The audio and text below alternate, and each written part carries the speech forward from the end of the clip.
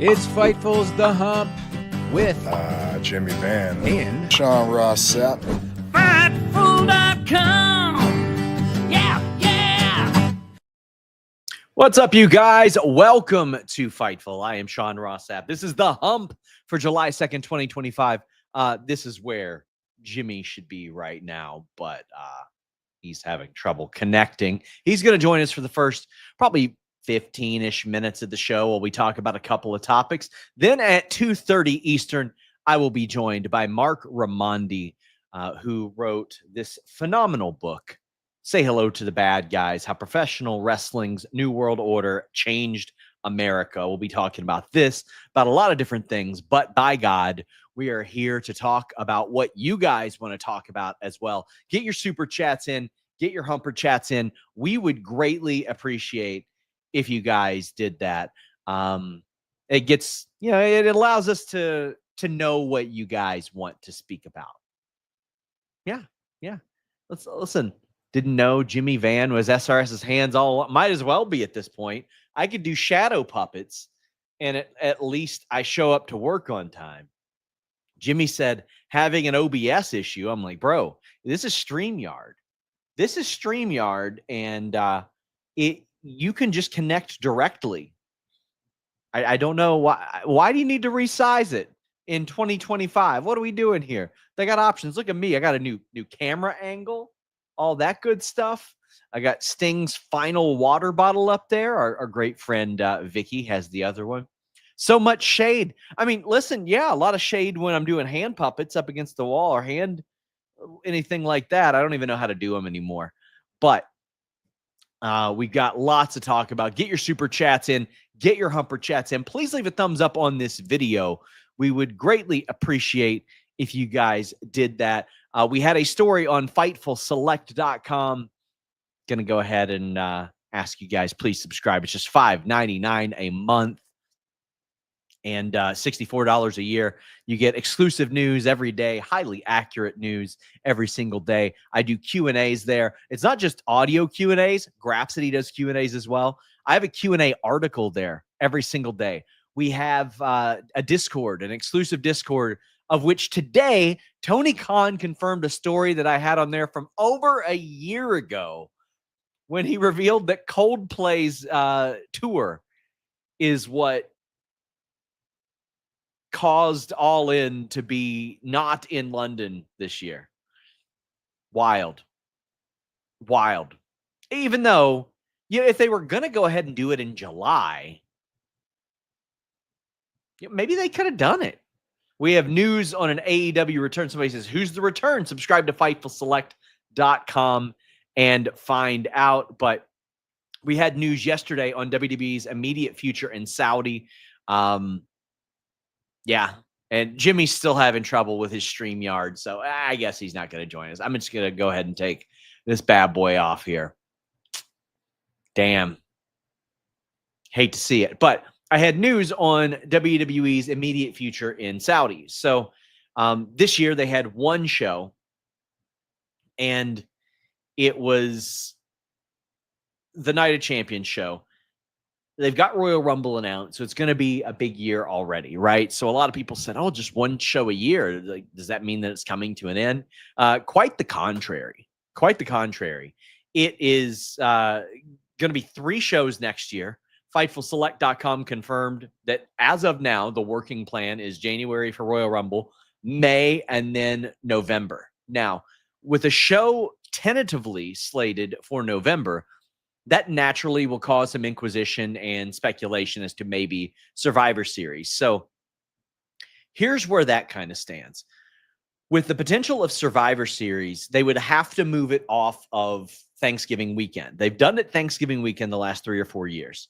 And in order to do that show there, one, it would need to be on a Sunday, which they don't like doing, to fly people out after Thanksgiving, or they would need to move Survivor Series just off of Thanksgiving totally. And that's like not out of the realm of possibility for something like that. But the person that I spoke to in WWE said, yeah, I don't see it being Survivor Series because we like that weekend. It draws really well. People usually have that weekend off, and the Saturday is right there on that holiday weekend, and we're able to get a pretty good crowd, do a really good gate there, and they feel like Crown Jewel Night of Champions is probably going to be the course of action next year. All of that is TBD, though. Like, all of that is stuff that could change.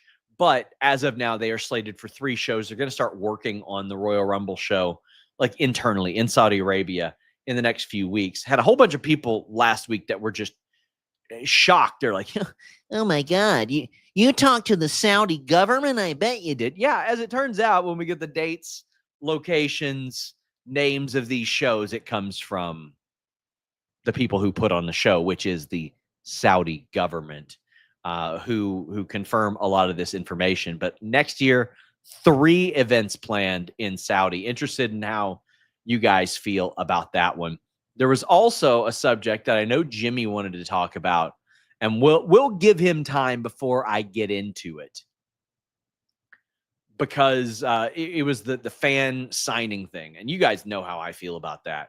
I am not a fan of people going to the hotel, going to the airport, anything like that. But that's a specific subject I want to wait and give Jimmy a few more minutes to see if he can hop on. But we'll answer some super chats and humper chats. Let's start with the humper chats over at humperchats.com.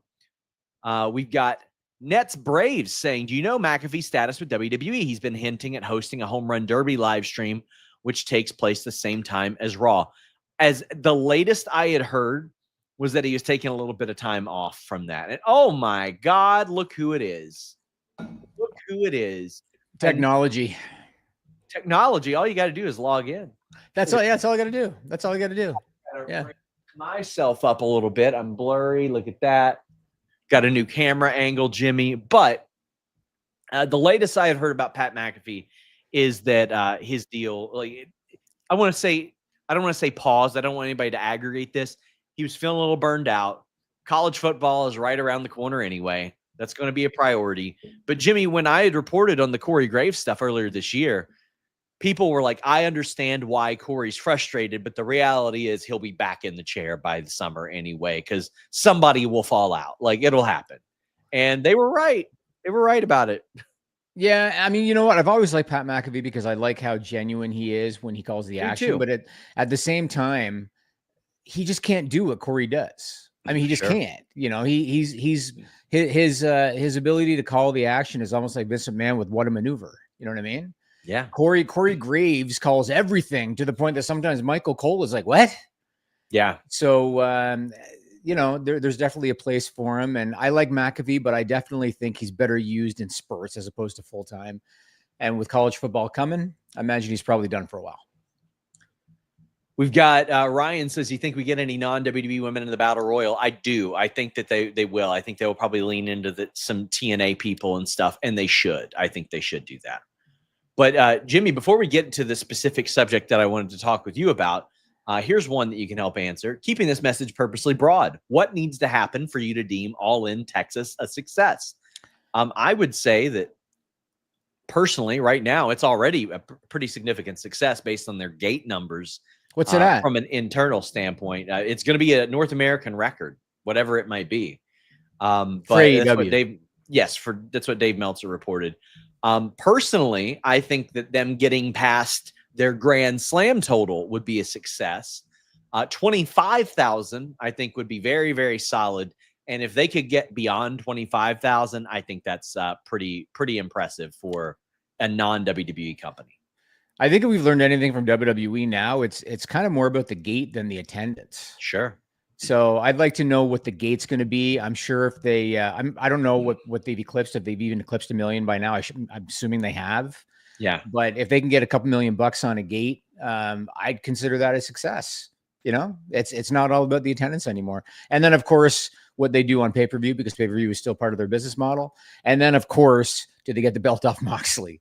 If those three things happen, that's successful. I'm expecting a really fan service show. I am. And Lord Peter says, any word on All In ticket sales? SRS hope they get to at least 20K and probably get 30K if Swerve and Ospreay at a singles match. I don't I don't particularly think that Swerve versus Osprey would do something like that. I do think that MJF versus Mystico would move a lot of tickets in Texas because Mystico is a gigantic draw. It was insane to see MJF back in MLW because those two have not worked together in over 5 years because of how MJF left MLW for AEW. But WrestleTix, I want to shout them out. Please support original creators. They have the tickets distributed at 19,460. It is a lock that they will pass 20,000. An absolute lock. But Jimmy, two particular subjects, and I know you've only got about 10 or so minutes, but there was a point that was brought back up again, and I screenshotted it and said, guys, take this as a hint. Bronson Reed said, I don't sign at airports. Yep. And then Chelsea Green replied and says, today was exceptionally overwhelming. I have been very vocal about this. I don't think that wrestling fans should be at airports to get anything signed. I don't think they should be in the hotel to get anything signed. I have a problem, man. The number of people that have hit me up asking for where's the Talent Hotel. I ain't ever telling you guys. Never. Yeah. It's so frustrating. Jimmy, I myself go out of my way to not book the Talent Hotel because I don't want them to think that Dirt Sheet Guy is running around what is their second home trying to get that stuff on them. If you see me there, it's because I'm doing a junket or something. I don't know how this is still a thing, Jimmy, that people are still showing up at airports.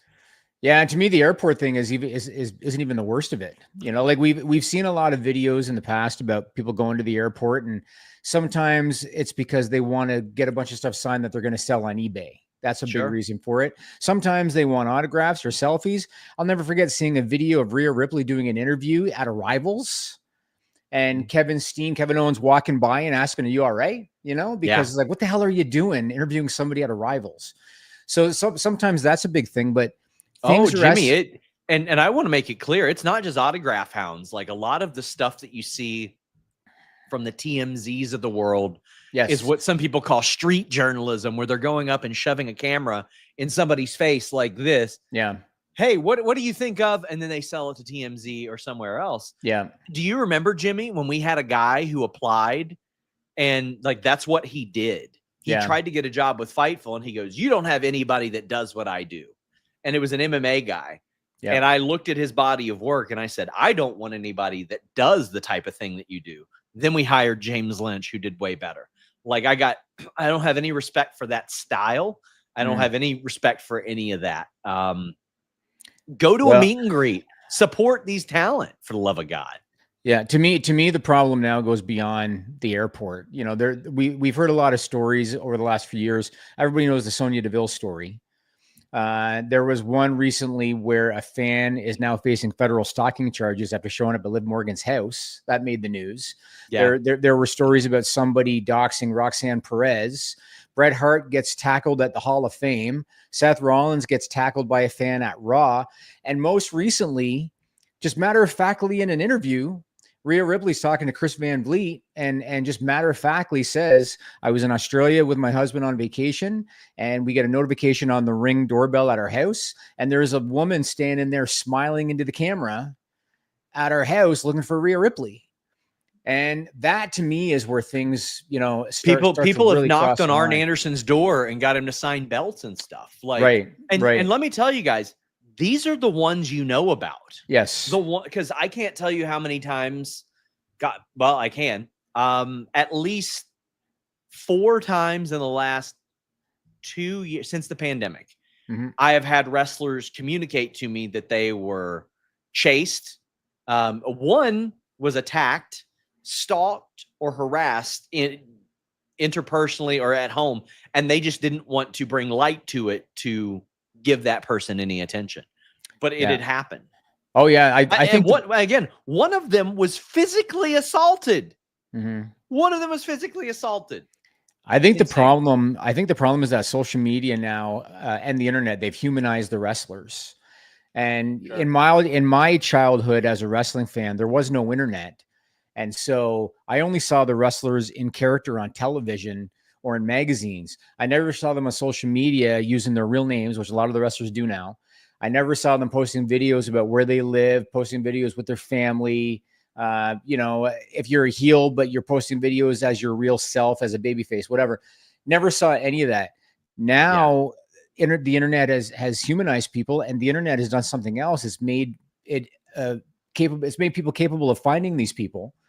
And so that's kind of been part of the problem. And I saw Mike Johnson posted for PW Insider an article about this.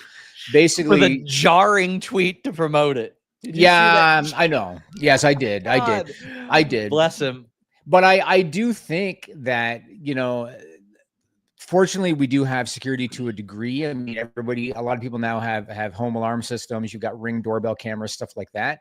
But you might remember, you know, there have been incidents years and years ago. There was a singer named Selena. I think it was in '95. Do you remember? Shot and killed by the woman that was like the president of her fan club. It was kind of like a crazy fan. There was a young actress named Rebecca Schaefer in the '80s. She was part of a popular sitcom called My Sister Sam. A crazed fan showed up at her house and shot and killed her when she was 21 in 1989. And I don't want to say this stuff to, like, you know, jar any wrestlers thinking, oh, you know, shit, you know, this is going to happen to me. But the internet has made everybody seem so accessible.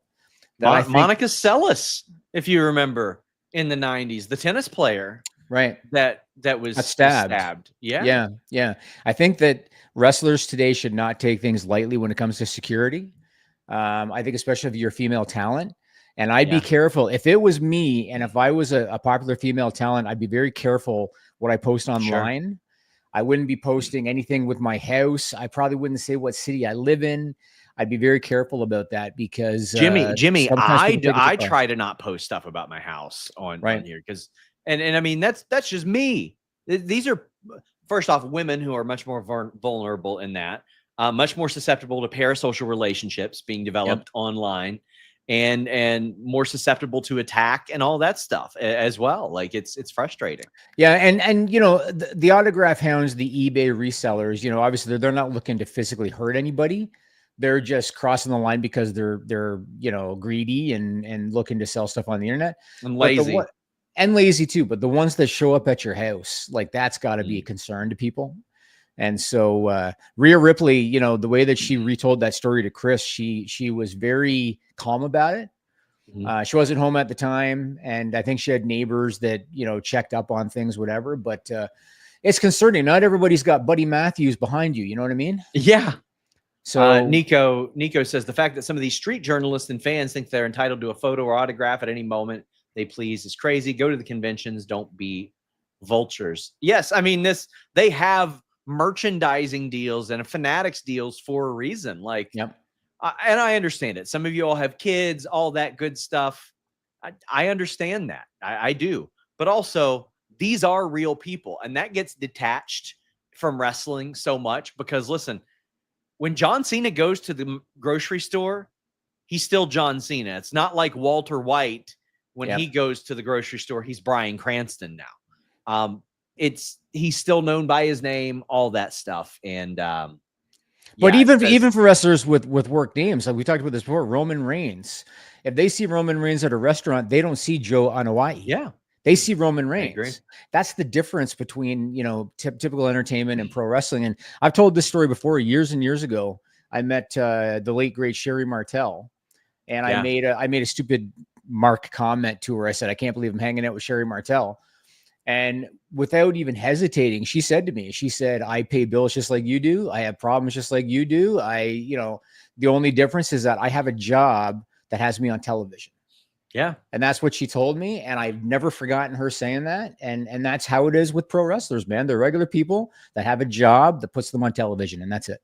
You know, it's funny because I very similarly, I was at WrestleCade a couple years ago, and somebody said that, and I'm not going to name the wrestler's name, but they named the wrestler's ring name. And they're like, "I'm hanging out with so-and-so." And the wrestler goes, "No, you're hanging out with," and then mention their shoot name.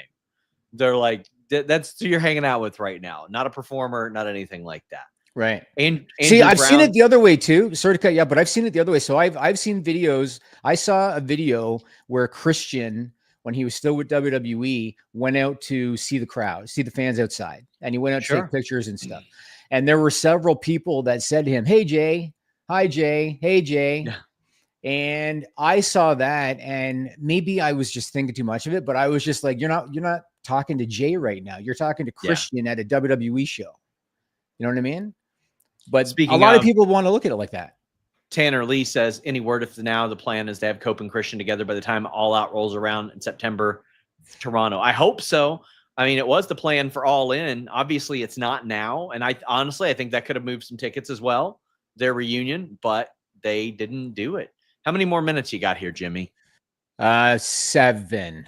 Okay. Around We there. can talk a little bit about the Britt Baker thing then. I will be joined at 2:30 by Mark Raimondi, who wrote Say Hello to the Bad Guys, How Professional Wrestling's New World Order Changed America. And I will get to your super chats and humper chats. Josh, I want to say thank you for this. Thank you. We largely are supported by your donations, so we greatly appreciate that. He says, hey, Sean, no question, just wanted to support. I'm a select subscriber and appreciate what you do. Well, we appreciate that as well. I cannot convey to you guys how important it is to support original creators. I know aggregators are out there and all that stuff, but support original creators, because if they go away, those aggregators go away as well. Like Eminem and that guy who broke in situation in the news about it recently. Yeah, I mean, it happens far too often. All over. Yeah. Far too often. Talent should take a page from Bill Russell, no autograph, period. So let's talk about this Britt Baker story.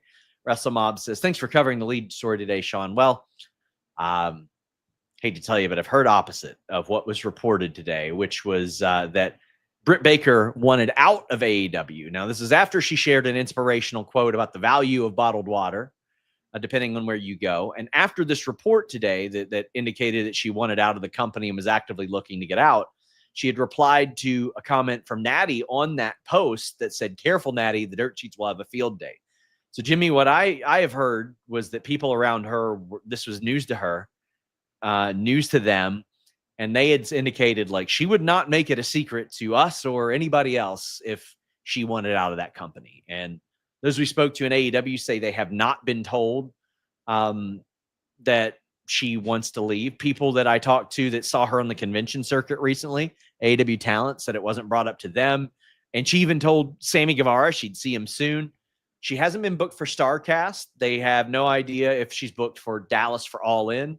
I think she should be in the gauntlet personally, but she's got over a year left on her deal, Jimmy. And with the possibility of injury time, there's a chance she could be there till 2027.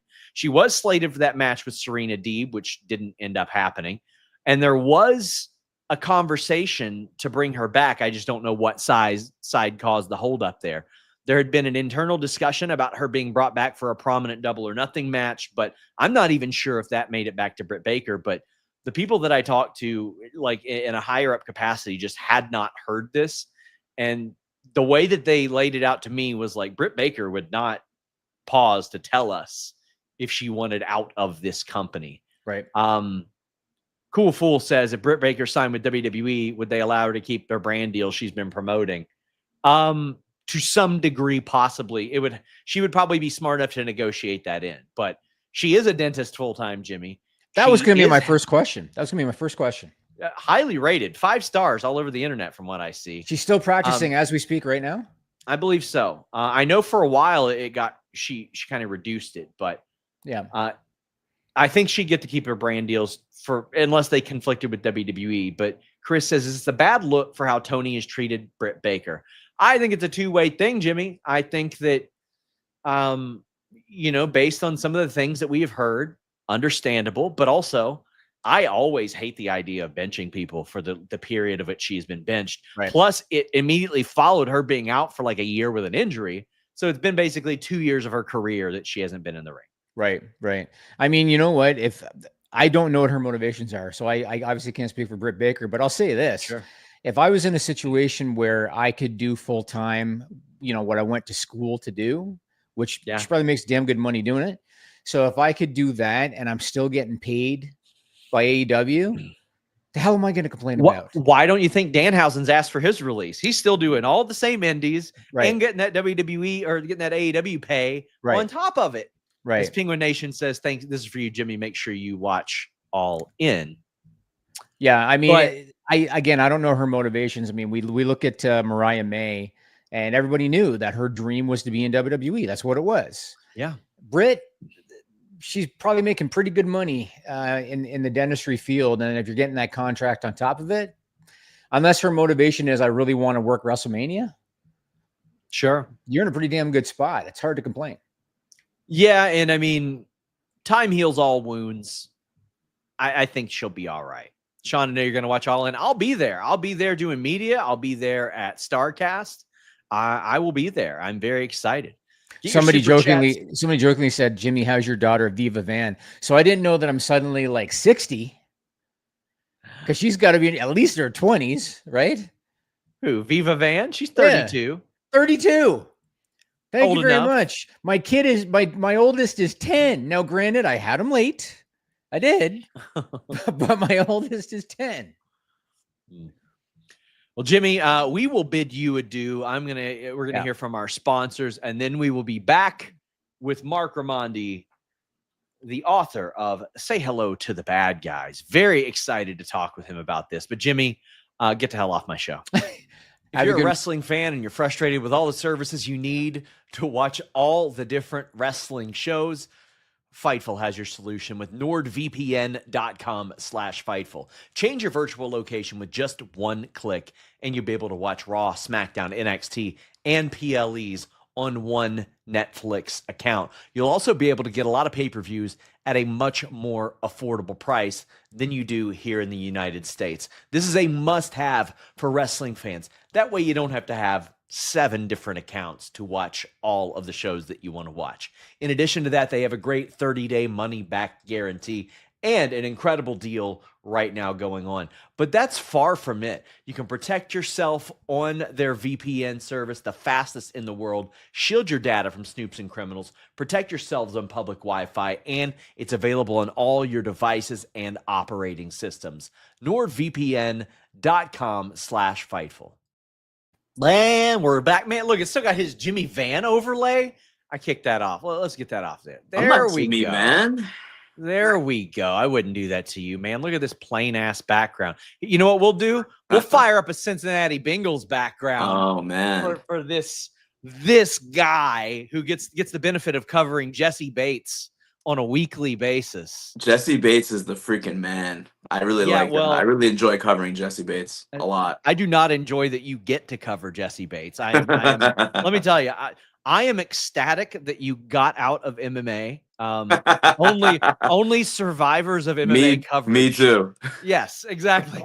Only survivors of MMA coverage will understand that it will make you a casual fan of MMA quicker than anything else. But by God, Mark Raimondi, you have done something incredible. Say hello to the bad guys. I mean, it's right there in your background as well. 3 years ago, you announced that you were working on this book. It is released. I mean, I think that people don't really understand. Like 3 years, that is an incredible amount of your life to put towards something. 100%, man. And I'm so grateful though that I got to do this because I mean, it's not often that a major publisher comes to you, and that's what happened with me with Simon and Schuster. And I'm just very lucky, you know, right time, right place. I mean, certainly, you know, I've been a journalist for a very long time, and I feel like I've done decent work over the years, you know. So it was cool to kind of like, thank you. It was cool to kind of get that recognition that, you know, a publisher was like, hey, we want you to do this book. And you know, it really, I guess it wasn't initially my idea because I just didn't envision writing a book while I was still like a beat writer covering the UFC mainly. But man, you know, the book is my baby now. You know, it really is. And it's really something that I'm incredibly proud of. And it's something that I'm just excited for people to read. Not just, you know, the hardcore fans, and I know that's most of your audience. I am one of those, and I am also a part of your audience. I'm a Fightful Select subscriber, have been for many years. Thank you. And but also for non-fans, you know, I want folks to pick this up at Barnes and Noble or Target or Walmart who, you know, maybe have kind of a tertiary knowledge of wrestling, but want to find out more about it and why it has been so impactful. That's really, you know, a big part of the audience for this book as well. And one of the stories that has gone viral and you've been asked about repeatedly was the logo and how you tracked down the woman that produced that logo, of which many thought was impossible. People that worked with this woman, people that worked with this situation thought it was impossible. I encourage you guys, go check out the Mark Raimondi interview with Ariel Helwani where they speak about this at length. But it's wild because I mean, like, she would have been a target audience, somebody who she had no idea the scope of the NWO, but her son did. Like, it's wild to see how all that unfolds. When uncovering things like this, you've been doing that your entire career. You uncover stuff about football, about MMA, and now about pro wrestling through the course of this. What kind of rush was that for you as the weeks unfold and you're getting closer and closer and closer? Here's the thing about me, like when I get something in my head that I want to like do, that I want to accomplish, that I want to find out, I am absolutely obsessive about it to Yeah. like the detriment of my personal relationships. Like you can ask anybody in my life, like I can be very one track minded, and that's how I was for, several weeks, over a month I would say in 2023 where when I found this out. Because it was something that Neil Pruitt, I'm sure most people know who Neil Pruitt is. He was one of the very, very influential producers from WCW back in the 90s. And he told me when we sat down for an interview that you really need to find who this person was. And I didn't even realize that this person was like missing. Like no one knew who. I mean, I always knew the narrative. It got made by Disney MGM Studios and that type of thing. And that part is true. That's not wrong. But the actual individual was lost to time. This woman, Jenny Sloan. And, when I was able to kind of like dig and dig and dig and find out who she was, and when she texted me back finally that she was the one who did the logo, it was like, that awesome. This is what I was like, fighting for so long. And, I think it's crazy. I think it's crazy that such an iconic logo that, has been reproduced and like spoofed so many times. Like there's like a 10th Planet Jiu-Jitsu Yes. in Texas that has like that as the logo with the 10p, whatever the hell it is. But just I've seen this so many times. Like Israel Adesanya's gym had that at one point in City Kickboxing, where it's like the CKO with the NWO logo, and it's like One of the most spoofed logos ever. Yeah, Randy, even within wrestling, like Randy Yeah. Orton spoofed it for his RKO shirt. correct. So, and this person, no one knew who she was. Like she never got the credit that she deserves, and I hope that she, finally is now. Take me out of the picture. Like who cares about me? Like the important thing is that this is the woman that created one of the most iconic logos in the history of American pop culture. When you really explained to her the scope of this, did she have the attitude like, well, somebody better run me my check? Or was she just like, oh, well, that's awesome? Yeah, I mean, it was probably somewhere in the middle.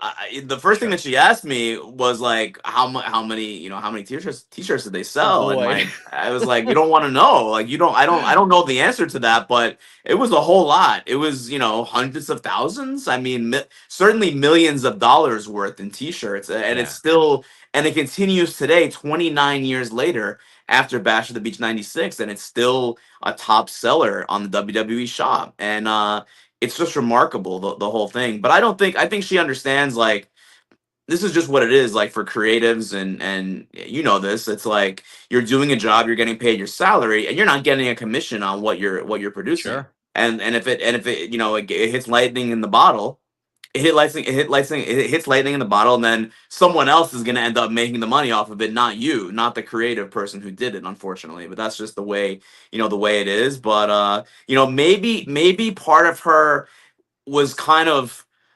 compartmentalizing and didn't want to know for many years how big it got. So even if she saw it in the street, maybe she was like, oh no, let's not even open the door to know how much money I could have lost on this deal. But I mean, ultimately, and the funny thing is she's a real estate agent.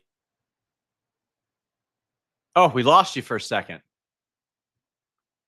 Audience, let us know if you see Mark Raimondi or if it's me that is frozen up here. But man, again, I want to encourage you guys, check out Say Hello to the Bad Guys. Mark did such an incredible job on this book. And again, yeah, he's gone. Mark did such a phenomenal job on this book and spoke to so many people associated with the NWO.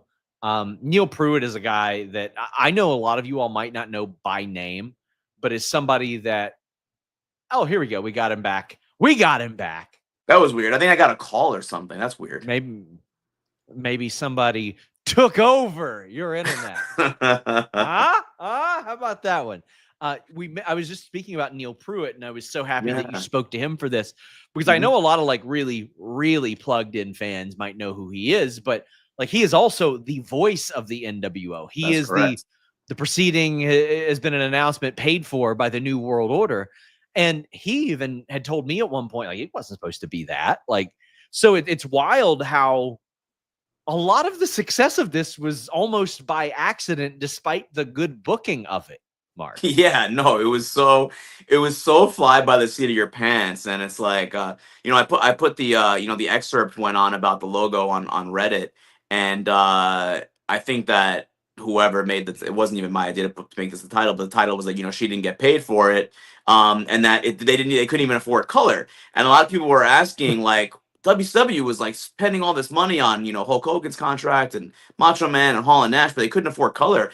And the truth is that they really had a shoestring budget kind of outside of the talent contracts, which some of them were offset and subsidized by Turner, right? So in talking to everyone that I spoke to for this book, and I talked to almost 100 people, behind the scenes folks as well, a lot of them said that all of this stuff was like just fly by the seat of your pants type of stuff. Just make the decision at the time. Like the NWO music, it was just a track in the Turner catalog, in the Turner music catalog. Insane. Yeah. Insane. Because it's like they didn't have, they weren't going to commission someone to write this music. They needed to have something fast and cheap. And that's what the logo was, and that's what a lot of stuff was. It was really kind of a bare bones type of deal. But sometimes you catch lightning in the bottle, and it's organic, and it just blows up, and that's what happens. When you think about how much that spawned within wrestling, it spawned NWO Wolfpack, the LWO, revamped versions of the NWO, BWO, brother, the BWO, the BWO, for the love of God. Like, let's not leave out my guy Blue Meanie. The NWO paid dividends for ECW, for WWE later on down the line, because they did a reunion, and Hulk Hogan as a member of the WWE NWO in one of the most famous wrestling matches of all time against The Rock. So WWE continued to make money off of that. And every time somebody signs up for something to watch that match, they're making a little bit more off of that. Like the cultural impact of the NWO is reflected, and I know that you had mentioned this in previous interviews in the book. Like, I can't remember which Jenner it is, Kendall Jenner wearing the shirt, and Dennis Rodman doing what he was doing in the midst of a Bulls dynasty as well. And like, even like Kevin Durant wearing the NWO logo when he's on the Brooklyn Nets, because they said that when those guys joined the Nets, Paul Pierce, Durant, and Harden, they were like the NWO. And actually, it didn't end up making the book, but I had sources telling me that when LeBron went to the Heat back then with Chris Bosh and he joined Dwayne Wade, there was talks actually between the Heat and the WWE about kind of licensing the logo and the NWO name to the Heat, and having those guys come out with the NWO music. And apparently, like, LeBron, D Wade, and Bosh were all in on it, but ultimately the Heat kind of put the kibosh on it. The team did, but WWE was into the idea, and that would have been huge. But anytime you have kind of like a collection of people from the outside coming together, it almost always gets compared to the NWO, even almost 30 years later. So, yeah, I was really happy again that you spoke to Neil Pruitt, a guy that had incredible knowledge of that. Was there anybody that you talked to that you just didn't expect to be a reality? Jay Leno probably was a big one, right? And I think you'll understand where I'm coming from when I tell this anecdote. So I interviewed the producer of the Tonight Show from the 90s. His name is Gary Considine, and he was a big wrestling fan, and he was one of the guys that was integral in getting WCW wrestlers on the Tonight Show often, even going back to like Johnny Carson. Like when Hulk Hogan was on Johnny Carson in the early 80s, before he was even in the WWF, or he was in between, he was in the AWA at that point, that was because of Gary Considine, who was a big wrestling fan. So I interviewed him, and at the end of the conversation, I was like, hey, Gary, I don't know if you're still friends with Jay, but, maybe you could pass him my number, tell him I'm trying to reach him for the book. And he was like, yeah, I'll shoot him a text or I'll give him a call. And I was like, great. But you know how these things go, Sean. Like these Sure. things, this never works out. That no one ever puts in the word. It never happens, right? Or if they do, there's never a follow up. But Yeah. 3 days later, I get a call from an unknown number on my cell phone, and I pick it up, and you could hear the voice right away. Hey, it's Jay Leno. I'm like, Hey, of what's course up, it's Jay Jay. Leno? Of course it's Jay Leno. I know. I mean, I know what you sound like. You're, what an iconic voice. So Yeah. he was really cool. And chatting to him about that, and he had just a few weeks earlier had someone stop him on the street in L.A. and reminisce about Road Wild '98. From it was 20 something years later. So that was a cool one. I really loved my interview with Ellis Edwards, and I think that's even some of the more hardcore fans of wrestling may not know that name, but he was so crucial to the presentation of WCW and the NWO in the 90s because he was the stunt coordinator and he did all of Sting's rappelling down. He did the infamous Steiner Brothers car flipping over. Drove the Hummer, I believe, too. All that stuff, and then Yeah. he worked for WWE for many years after that. So I don't think he's done a ton of interviews, and I was able to sit down with him in Atlanta and talk with him for hours, and that I was think awesome. he actively does stuff for AEW. Like I think he does a lot of their stunts these days. Does he? I didn't even. You know what he did? Because of Sting, I think Sting brought him in for some Yeah. things. I think you're right. I talked to him after that, and I asked him, "Hey, was that you?" And he was like, "Yeah, it was." But he only just left WWE like maybe in the last over the last 5 years or so, and then they brought him back for a stunt. But he's like the guy. Like when it comes to wrestling stunts, he's like the guy. He's like Yeah. the main guy for that type of stuff. What I had heard was that the current regime of WWE hadn't reached out to him, but AEW uses him all the time. Okay, fair enough. And a lot of times, if they need to figure out something that is this feasible, from what I understand, Ellis is the guy they still go to, a guy from WCW, and they're like, "Is this possible?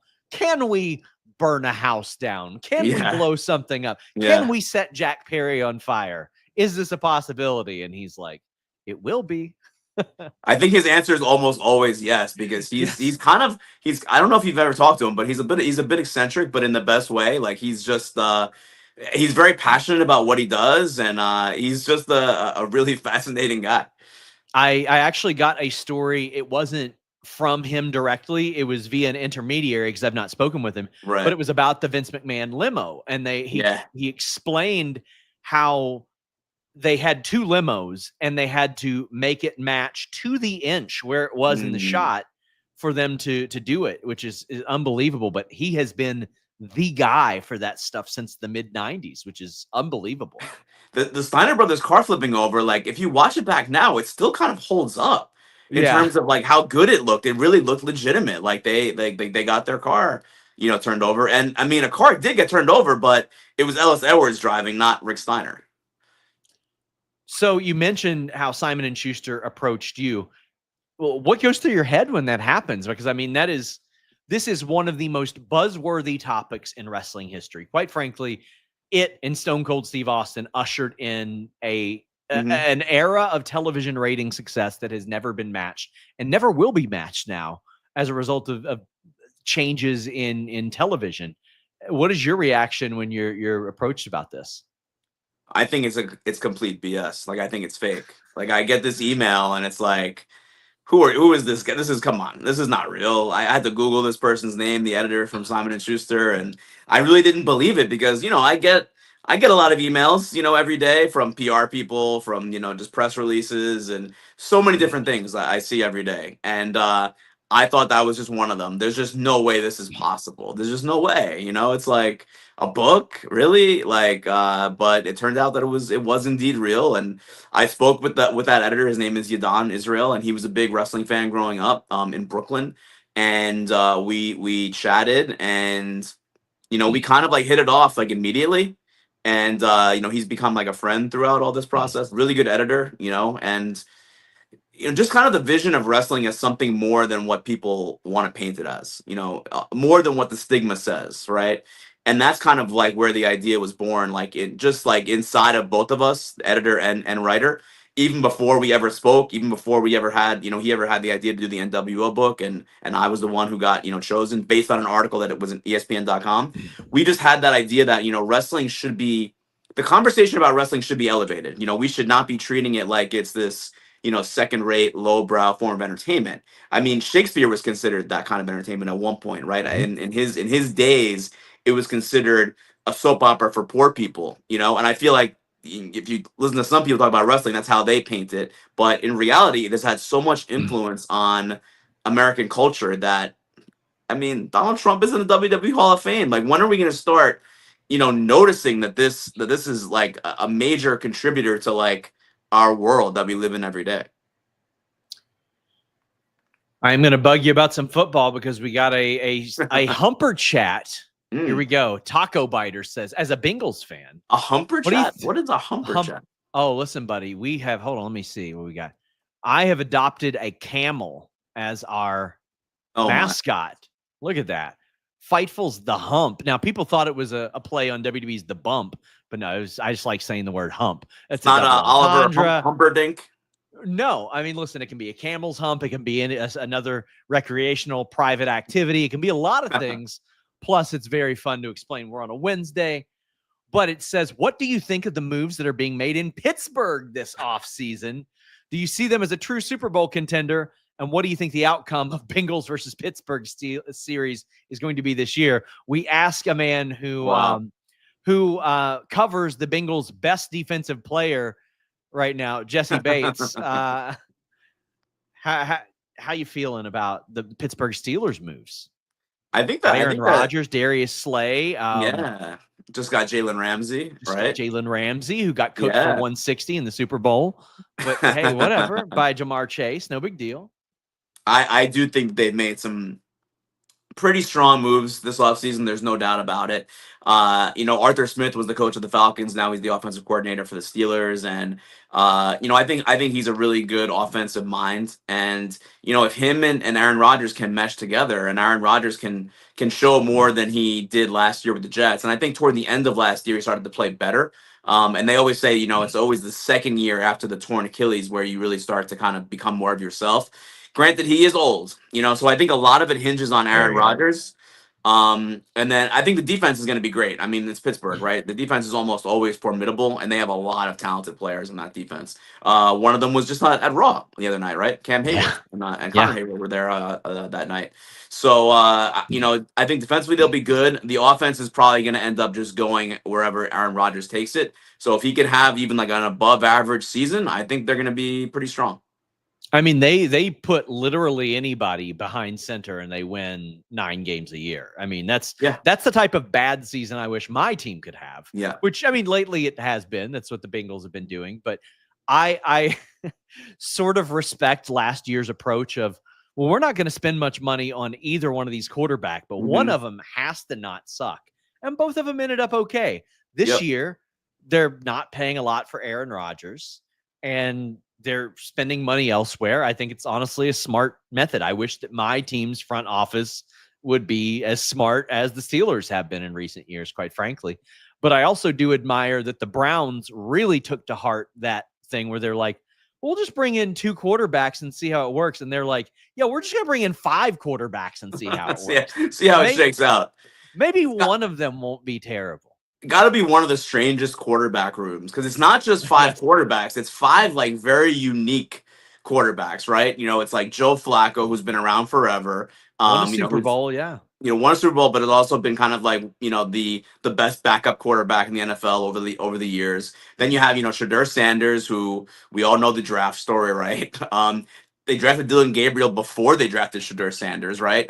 Kenny Pickett was a guy that at one point was considered possibly a future star, and maybe still can be, right? Because he's still pretty young. And then you have Deshaun Watson, and we know all about Deshaun Watson. So it's like unfortunately 5 very unique, characters in that quarterback room, and it's like they need to do like a Hard Knocks just about the Browns quarterback room, because I feel like that would be a very entertaining series. I will sincerely miss screaming, tackle that pervert at Deshaun Watson, because that is one of the highlights of my live experience. Before we let you go, tell the people something that you might want them to know, something that they might not have expected about. Say hello to the bad guys. I mean, I think the most important thing to know about the book is that the goal is kind of what I was saying before, to elevate the conversation around wrestling and talk about how it has helped shape culture, because it has. If you think about pop culture in America and who like some of the biggest stars are, The Rock comes from wrestling. Bad Bunny is playing in my house 24/7. My wife is from Mexico. So it's like, and I know that I'm not the only one that experiences that. And he is obviously a super fan of wrestling, has been his whole life, and has wrestled himself, right? So you talk about the people that are involved in the cultures, hip hop. I was at the Raw in Atlanta back in January. It's like every rapper in Atlanta was at this show. It was like Lil Yachty, Quavo. It was like on and on and on and on. Lil Baby. It was just nuts. And these are the folks who have that influence, right, in the world. And Metro Boomin, right? Dude's begging to write entrance themes for WWE. Yeah. He's begging online right now to write entrance themes. And these are like people who have real influence. Travis Scott, of course. And when you have influenced those who are influencers, right? That's pretty powerful. And I even go back to you've probably seen this viral video of one of the actors from Hamilton talking about how much he has injected like wrestling references into Hamilton, which is the biggest Broadway play of over the last couple of decades.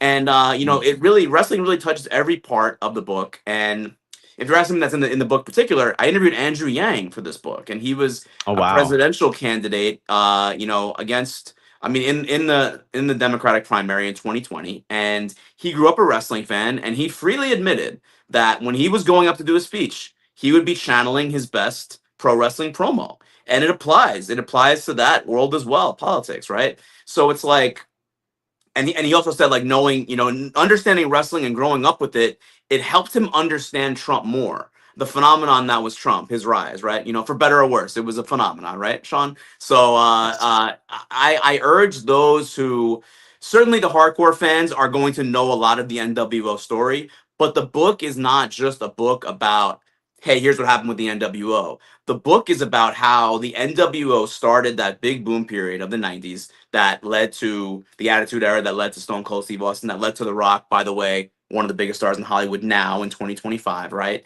And it gave way to this, this culture where so many of us were watching wrestling in the 90s, and now we've all grown up and we're a part of the culture, and we have taken what we watched and what we loved back then, and we made it a part, even sometimes subconsciously. People are doing the crotch chop like on the regular. I just saw it the other night on an MMA show where Sean Strickland was outside the cage, and the guy was doing the crotch chop. It's like 2025. He probably wasn't even alive when Sean Waltman first started doing it in the 90s. And that's what I mean by how wrestling has shaped culture. And I think that wrestling fans know that.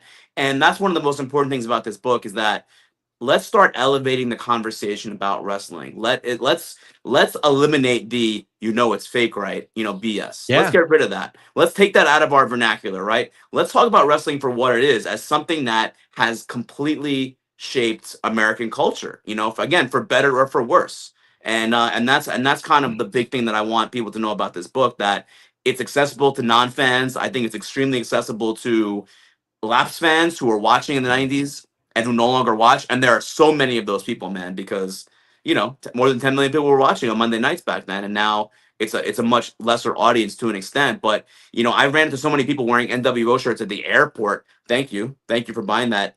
And so gray, and I don't even know how to that. And so great. I think that's right. Yeah. I ran into so many people wearing an NWO hoodie at the airport. I wore it like every trip that I took covering the UFC for 3 years. And like 90% of the time, someone mentioned, someone recognized it at the airport or wherever. And these are not people that are watching wrestling right now. I walked into so I'm doing a tattoo thing where if the book makes the New York Times bestseller list, I'm going to get a tattoo. Boy. I'm going to get an NWO tattoo. Actually, we're going to find out about that in pretty soon, like this afternoon, possibly. Incredible. Let's hope. I'm not sure if we made it last week. We'll see. But so I walk into the tattoo place to ask, because I'm going to do a video to promote this idea. And I go in the tattoo place and I ask for permission to film. And I explained who I was, and I wrote a book about the NWO. And the guy that was there, the tattoo artist, was like, I was at Bash of the Beach '96. He lived in Daytona, and he went. And I'm like, this is crazy. And the amount of people that I've run into that have like wrestling tattoos, like the Too Sweet, like the logo, the Wolfpack. I mean, it is. If nothing else, with this book, I've kind of found like a community of wrestling or lapsed wrestling fans, in some ways where, I just think I always love running into wrestling fans like in the wild. And I just love sharing my love for wrestling. Can I say that? Yeah, you can say it. Did I get fined? No. I try to drag people to independent wrestling shows like on the regular, Sean. Like it's like I'm relentless about this type of stuff. I love it, and I want to share it with people, and I want people who are not fans or who were fans and are not anymore to know just what wrestling means to people, and that it's a beautiful art form, that transcends the genre and it has a real impact in society. That's my soapbox, and I'll get off my soapbox now, and I'll the LWO is still active in WWE right now. I know. Still. Well, we thank you so much. You mentioned how accessible it is. It's accessible wherever books are sold, as our friend in So Great. Where is he? Bought the book right now. Hell Mark, yeah. I want to say thank you so much for joining us today. Well, thank you for having me. I appreciate it very much. And again, I'm so glad that we are speaking outside the auspices of MMA. I just want to say I was so proud to see what your next move was, because it's the dream, quite frankly. But I want to thank you again. Please check out this book, guys. We're going to put a link in the description. Mark, thank you again. Thank you, sir. Appreciate you. Guys, let's get to some super chats, humper chats. I mean, it was great talking to Mark. Mark is a guy whose work I just admired so much in the MMA world. Just one of the best covering it. Like, I think that the MMA coverage world took a big hit when Mark moved on. But let me tell you, football got somebody really, really incredible, even if it is the Atlanta Falcons, which it could be worse. It could be a lot worse. It could be so much worse than that. But, man, I got to say this. People who covering MMA and covering wrestling is a different kind of grind, because I never found covering MMA nearly as interesting as covering pro wrestling, or as rewarding in a lot of senses. I put my eggs in this wrestling basket, but man, Mark was so incredible at it and has moved on to being incredible at covering the Atlanta Falcons and writing this book. Like that story in this book about the logo and how that all unfolded. Fantastic. Let's get to your super chats and your humper chats. Taco Biter says, if you're having trouble getting your Jimmy up, Blue Chew always gets Jimmy on time every time. Promo code FIGHTFUL. Thank you for that, Taco Biter. Heavy Metal Chris says, Sean, any update on Jack Perry? I just hear about him just rolling around California as best I know. Haven't heard anything new. Does having War Games still running Survivor Series every year run the risk of bastardizing the gimmick the same way Hell in a Cell did? With everything going on in the world, please stay safe, everyone. Indeed, please stay safe. I don't like War Games being the advertising focal point of something like Survivor Series, but I also understand that maybe it is a point of ticket sales for WWE. But I always loved a good old Survivor Series elimination match more than I liked War Games. I just did. I've never been a giant War Games guy. I was honestly surprised that WWE didn't do their own, like with Elimination Chamber, and just put extra pods in there and make that their own War Games. You know what I mean? But now that Vince is gone, it doesn't have to be all his ideas. But I know that Triple H doesn't like the idea of like 7 guys getting pinned in one match. To me, I don't care if it's 10 of the best wrestlers, some of them have to lose. But yes, I do think you run the risk of bastardizing the concept. Taco Biter says, with WWE's roster being plagued with injuries, specifically knee and shoulder injuries for the past couple of years, do you think WWE needs to start looking into a better strength and conditioning staff? Seems far too common. Well, I think that with anything, like in the NBA with the Achilles tears and all that, NXT with all the ACL tears and all that, MLB with the insane increase where you almost assume that every flame-throwing pitcher is going to have Tommy John surgery. You have to adapt with science, time, and the way that bodies are adapting and all that. You have to. You always have to look at that, but I don't think there's anything specifically in that nature like that is cause for concern. Sometimes you just get hit with injuries really hard. And what do I think of the Steelers' moves in the offseason? I think they're really good, honestly. I really like their front office. I think they do a very good job. I think it can be argued that Judgment Day is the most successful faction in history, says Mr. Straightfire. They've had a Rumble winner, Money in the Bank winner, men's world title, 2 women's world champs, men and women's tag, and IC. They also have the female component that no other faction had. So NWO had numerous world champions, right? Like they had Hogan, they had Nash at one point. Who knows how many other ones? And I mean, not to sit here and glaze the NWO after we had the author of this book on there, but Nash also won the World War III, or was it Scott Hall? Scott Hall won it. No, it was Giant 96, Hall 97, Nash 98. They won 3 in a row. They had Six, who was the cruiserweight champion. They won like 5 or 6 U.S. titles because Hennig, Luger, Scott Hall, Steiner, and Jarrett all won it.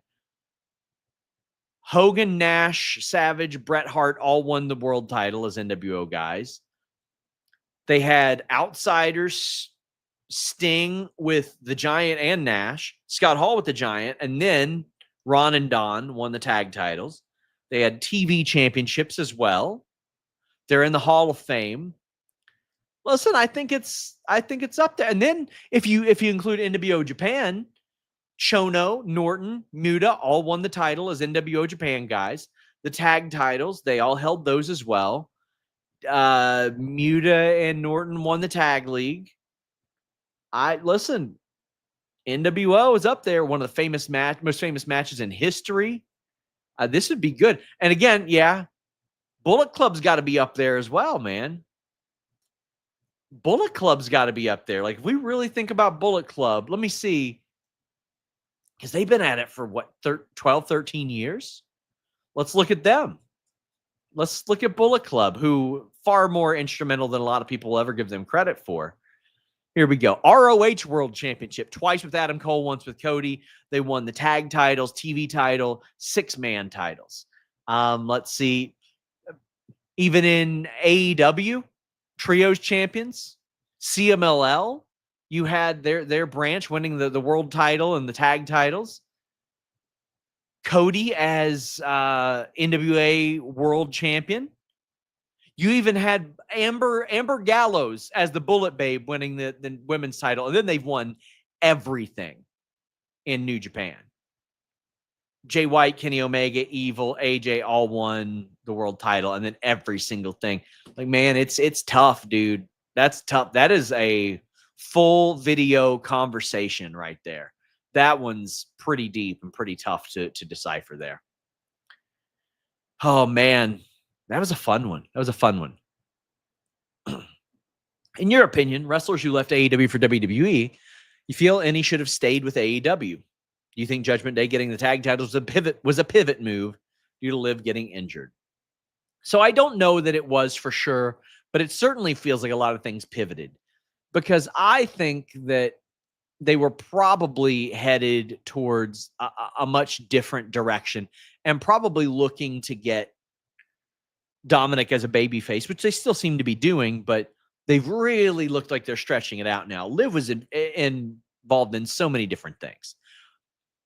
I think Jade could have probably stayed in AEW, and I just don't know if there would have been any real progression. I mean, she's probably going to win the world title at SummerSlam and get cashed in on, so probably wasn't a good idea. Pillman's better off. Ethan Page is better off. Ricky Starks is better off. Lucha Brothers are ones that are a TBD. I don't know what their check is looking like right now. They're probably getting a lot of merch money, but right now, they are probably the ones. Pains me to say it. Feels like Goldberg somehow beats Gunther and gets cashed in on. I would hate that. I would probably throw myself in front of Triple H's car in traffic and change the course of his life forever if that happened. I don't want that at all. I don't like the idea of Goldberg winning that title at all because I just think that's stupid. Gunther should beat him. Full stop. Gunther should beat him. I do not have an update on Evolution ticket sales right now, but I will look into that. I'll check out WrestleTix. That's who is the best at that thing. Would any sense of underperforming be attributed to hastily booked or the concept itself? So a lot of the women that I was speaking to felt, I will say set up. A lot of them felt like set up. That one, it was put in against All In Weekend across the street from a Beyonce concert during MLB All-Star Weekend when a lot of the hotels are going to be bought up in the area. They weren't necessarily thrilled with that, but it was hastily produced. Get your super chats, get your humper chats in. Mr. Showtime BJB says, Sean, off topic. I know. Listen, my friend, nothing is off topic on this show. We're here to talk anything. He says, I noticed seeing his heel turn. His AA isn't finishing matches. That's why he keeps cheating. Just an interesting observation. Wanted to bring it up if it hasn't been noticed. Well, Mr. Showtime BJB, here is one of the few things I think does make sense in this John Cena heel turn. When he was still a babyface, he mentioned that he did not deserve a world title shot, and he appreciated the fact that people wanted one more run, but that he just wasn't good anymore. He acknowledged on TV that he wasn't good. He couldn't win singles matches. He hadn't won singles matches in years. He put up a number and said, this is how many days it's been since I have won. And as a result, I don't deserve a title shot. If I want one, I got to go into the Royal Rumble. And now I'm going to use my seniority to get into Elimination Chamber. And then he needed help to do any and all of that. So I think that's actually been one of the more consistent elements of the John Cena retirement run is that within kayfabe, he sucks. Now he's old. He needs that help. He's using anything he can get help from, whether it be Seth Rollins, Travis Scott, The Rock, anything. So I think that's pretty good. Any news on Jay White? I don't think he's going to be back soon. Sean, are you going to get a photo or a pounce from Monty? I hope so. I'm hoping to speak with him. Monty Brown, even for a couple of minutes, is one of my most desired interviews. And I know that Steve K, who put together this deal, Paragon Talent Group and StarCast, worked incredibly hard to make this happen. That's one of the few things we've really got to ever discuss was how much this meant to him to get this. It is Monty Brown's first wrestling related appearance in, I think, 7-8 years, his first signing in 15 years. And I think he's had 2 appearances related to wrestling ever in the last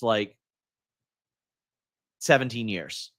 I think this is very, very unique. It's very cool. I hope they put him in the Battle Royal or do a spot. I would love to see a spot where him and Willow pounce Jeff Jarrett and Karen Jarrett. I think that'd be very cool.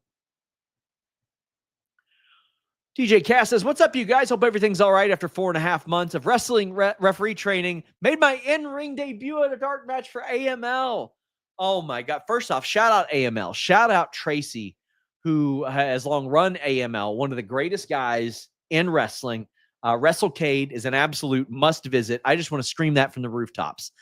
Every year, Thanksgiving weekend, I don't give a heckin' darn what WWE is doing.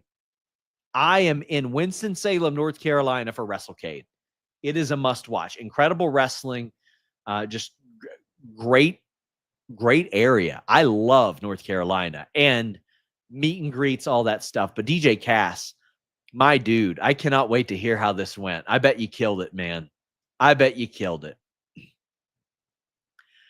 Crush, that's Joel Wood. I know who that is. He says, another problem is these idiots pretend to be wrestlers, form relationships with online, and spark some of this stalker behavior. Let's talk about it. Let's talk about one. I'll name him right here. A gentleman on Twitter who constantly harasses me, constantly obsessed with what I tweet, constantly screenshots it. His Twitter handle is @MachiavelliDTA. Let me tell you about a little experience I had there after I told him, hey, I'll have you on the air. You can sound off whatever you want.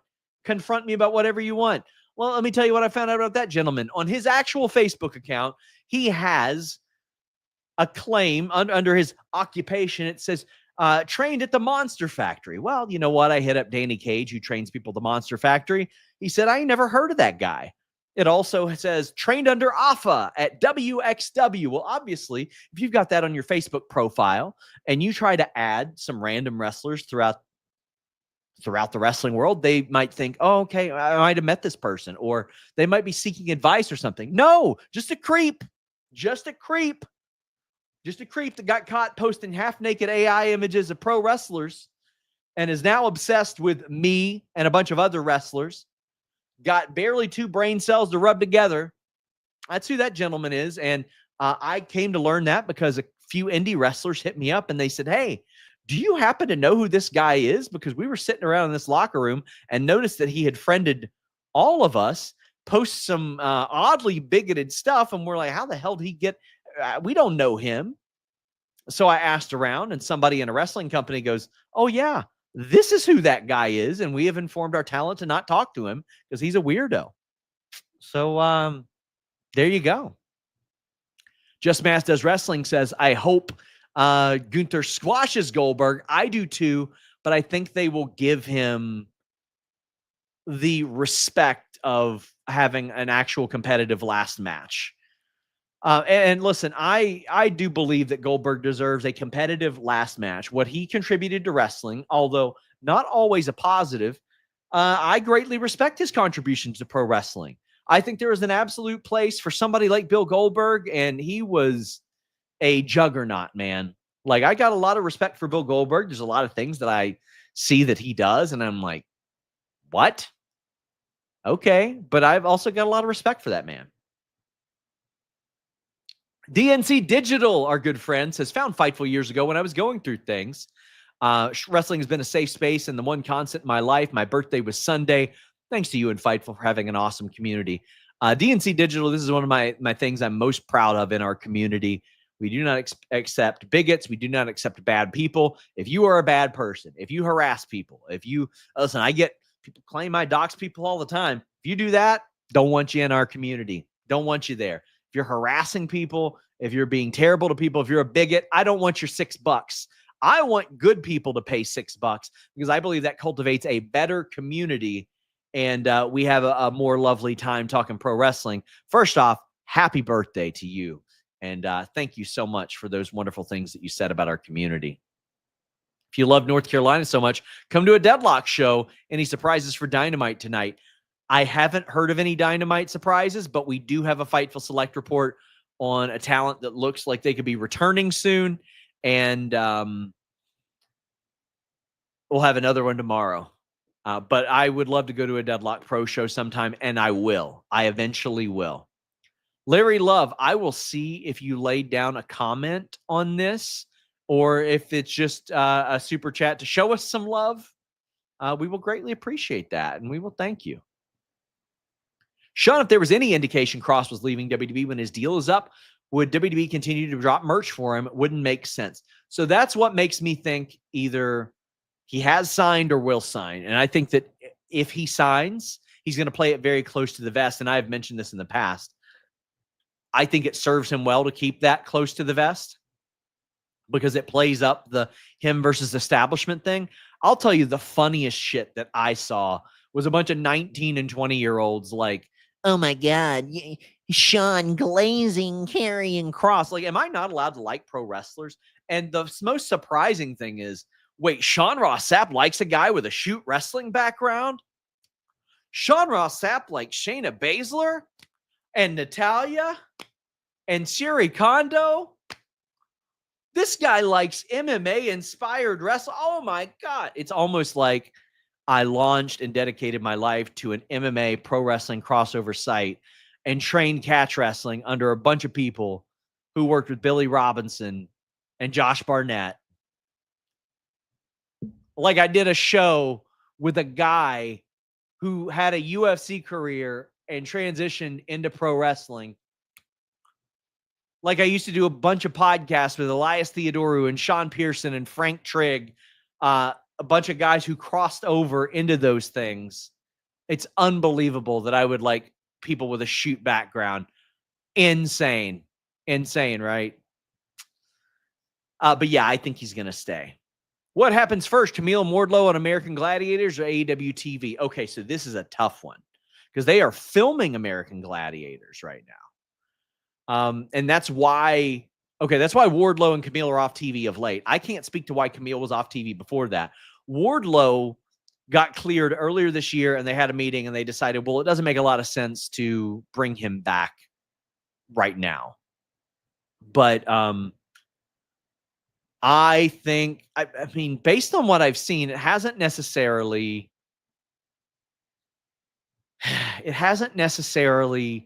given me belief that they'll be like, oh, let's put these people on TV because they're going to be in this, because they didn't with Queen of the Ring, right? And they should have. Camille should have been on TV for that. I'm going to say they're on AEW TV first because it'll take a while for them to produce American Gladiators. But I'm pumped for that. But I do think they'll be on AEW TV first. Saw this asked on another podcast. Who at AEW gives Cena his best match and who in WWE gives Moxley the best match? Roman Reigns or Seth Rollins give John Moxley his best match because they have history to play off of. So it'd be Reigns versus Seth versus Moxley. That gives him the best match. Or Cody to play off the former AEW history. In AEW, it is Will Ospreay. He is the best men's in-ring wrestler on the planet, in my estimation. And if not him, Swerve or Hangman, who get your emotions going. I fear that Hangman loses it all in. Darby wins the gauntlet, cashes in directly after the match if they do the cash-in gimmick again. Oba, I think that they would greatly alienate their audience if they did this. I feel like Darby is not Hulk Hogan, but it would be a very WrestleMania 9-ish reaction, and people would be like, man, what the hell are you all doing? Like, Hangman is the guy. Hangman is very clearly the guy. It's okay to fear that. I understand that. But I think I had reported back in February, they had kind of moved on from that idea that it was going to be Darby. Now, eventually, I think he wins the world title, but I don't think that's going to be the case. Somebody says, could we end up seeing Sherry in AEW? So, again, when people are surprised, I like Cross or Natalya or Shayna or anybody like that, or Tom Lawler or anybody. I'm like, guys, I say that Sherry Kondo is the best performer on the planet anytime I can. I sure as hell hope that we see her in AEW. I hope we see her all over the place. I need to see her against Athena. I need to see her against Mercedes. I want to see her against Deanna, against Lady Frost, against everybody. I want to see Lady Frost do a corkscrew handspring and then Sherry go, bam, right there in the kisser. I want to see that. I want to see that stuff so bad. I hope so. When I asked yesterday, they hadn't heard.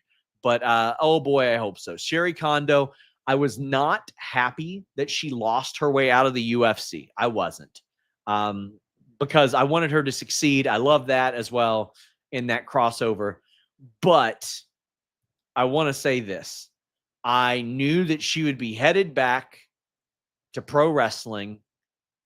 And based on what I had seen of Sherry Kondo before her UFC run, oh boy, was I excited to see her really, really, really integrate those strikes into her moveset even more. And the psychology that she had kind of gained and throughout those number of years, 2016 to 2019, when she was doing MMA full time, into her work, because she was already a phenomenal performer. But I just had this sneaking suspicion that it would go really, really well. Might have come up earlier, but the guy who tried kissing Saraya, yeah, it's so creepy, man. Keep your hands to yourself. Female wrestlers shouldn't need security because men don't respect safe boundaries. Yeah, don't ask to take the prom picture, any of that. Chuck up a deuce, point, say hi, give a thumbs up, wave, anything, man. From all of your work travels, which is your favorite and which would you never go back to? YouTube with its new handle rules. I hate that. I hate it. I hate the new handle rules. My friend Andrea said that they were going to move away from that, so I hope that they do. But my favorite by far is Toronto. I love Toronto so much, man. I really, really like it. Honestly, anywhere that I got to make a connecting flight, I'm not keen on. But Toronto and North Carolina they've got my heart. Cleveland was special to me because I got to visit where my grandmother lived and my mom lived when they were younger. I wouldn't want to go back to. I think Minneapolis in the summer would be fun, but in November was a nightmare.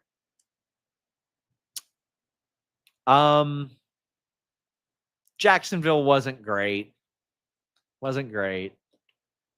London twice was enough for me. No disrespect to London. Listen, if I got paid a ton of money to move there, maybe that, but not big on that. I would like to visit Australia, but I like where I am, man. I really love Kentucky. I love Lexington, Kentucky a ton. I really, really do. I could see myself living in North Carolina, though. Or, I'll tell you why, like, New York and Toronto sometimes aren't my speed. I didn't grow up in a city like that. I grew up somewhere where you drove everywhere. You don't walk everywhere. Now, I love walking. I love getting out, running around. But I like the rural / urban elements of where I live. I've got the best of both worlds. This is unlike me, says Meat Normus, but I have a meat question. Who returns first, Keith Lee or Wardlow? Brody Lee needs a good meat feud. I think you mean Keith Lee or Brody King. I'm going to say Keith Lee now that he has mentioned that he's back, or that he's not that he's back, that he's able to return. Kingslayer says, so excited for my first AEW tonight. Only 20 minutes from me. Oh, isn't that the best? I love going to Rupp Arena, 10 minutes from my house. Says, love that they run small venues so I don't have to drive to LA midday. That has changed things for me, man. I love those intimate venues. I mean, I like when WWE has a full venue for like Rupp Arena. I love that too. But damn, man, I am very, very excited that AEW is running these more intimate venues. Do that and then run big shows when you need to run them. Heavy Metal Chris says, excluding New Japan, I counted 12 world champions in NWO. What? If you mean like world tag and all that, yeah. Or maybe championships. You think we'll get any details on what happened with The Rock, Travis Scott, and the upcoming Unreal show? Yeah. I am wondering how much of this will be worked. You know what I mean? Because let's be real. WWE and some of their higher-ups are fine with just passing the buck, letting y'all yell at me for a little while, even if it's not true. So I do think that we'll get some sort of story there. I do. I don't know how much of one we'll get, but do you think Dakota Evie ends up with AEW this summer? Casino Gauntlet. Let me see. I don't think that she's up. Yeah, she's not up yet. She won't be up until August, but I do think that of everybody, she ends up with AEW. Connor says, hey, Sean, been a select sub for a while. I love the work you guys do. When do you think Paige and Starks get called up, and are they put into a Seth faction? So I had a conversation with Corey Hayes today, and we were discussing the possibility of the call up. We were both of the belief, like, probably one of them is getting called up after Great American Bash. And he had actually spoke about that, saying, like, NXT needs to keep a veteran presence there. With Ricky, I know that one of the reasons that they had him in NXT was because they had the Mania creative set, but they still wanted to debut him. I don't think that they need to put one in there. I think the stable is good how it is, but I definitely think that either Ricky Starks or Ethan Page would be a great addition to one of the main rosters. But I definitely think it does happen. I believe it happens after Great American Bash, is what I think. And thank you for subscribing to FightfulSelect.com. I want to say thank you guys so much for sending super chats, humper chats. I am back here tonight after AEW Dynamite. We'll talk more about the Britt Baker thing, all that stuff. But please subscribe to FightfulSelect.com. It's just $5.99 a month, or it's like $64 a year. Exclusive wrestling news, daily Q&A articles, weekly Q&A podcasts from me, bi-weekly Q&A podcasts from Grapsity, Support original creators because, listen, I know these aggregators are around. They would not exist without original creators. I know there's a lot of things to spend money on these days. If you spend money on one thing for us, we would hope that it was Fightful Select. But let's wrap it up with BL saying, thoughts on Kaiser taking over the El Grande gimmick, but no fallout story with Gunther? Or would the fallout be El Grande screwing over Gunther? I think the fallout should be Gunther calling out Kaiser on such a thing. Once he loses the title again, I think that should be it. Gunther is a very accountable champion. He's a very accountable losing character as well. Whenever he loses matches, he doesn't blame a lot of people. He doesn't point the finger. He's like, that's on me. I'm man enough to accept it. I'm going to correct it. And he's a heel who lives up to his word all the time. I think when he finally isn't accountable and wants to point the blame at somebody else, it's going to be very, very good for heat. I think that'll work out very, very well. And I think that's, and if you put enough into the El Grande gimmick, I don't have to think the gimmick's great or anything. I've seen it a million times, but I'll see what Ludwig Kaiser can do with it. Why not? Please check out Fightful.com. I feel like I don't promote the actual website enough. Fightful.com. We are undergoing a big site migration this weekend. We've been working on it a long time. You're going to have a lot of cool things. We've got a resources section. It's got full WWE rosters, AEW TNA rosters, contract updates, injury updates. This is free on Fightful.com. It's got your TV ratings history, all that stuff. Come Monday, the site is going to look a lot different. It's going to operate a lot more smoothly, we hope. It's going to have new color updates and all that stuff, and it's just going to operate a lot better. I want to say thank you to you all who showed up for the show. I want to thank Mark Raimondi for joining us as well. Check it out. My God, we got a couple more that came in. Okay, but you saying Keith Lee is good to go? Do you see him being in the All-In Gauntlet since it's in Texas? Need the Limitless one back. If they don't, they are missing out. Why not bring him in? Why not bring him in? Bring Keith Lee in. Don't worry, Sean, us in the UK don't want to spend a lot of time in London. Nash, Hogan, Giant, Savage, Rude, Dusty, Scott Steiner, Luger. Okay, yeah, but they weren't in the NWO at the time. They weren't in the NWO at the time. Guys, until next time, we're out.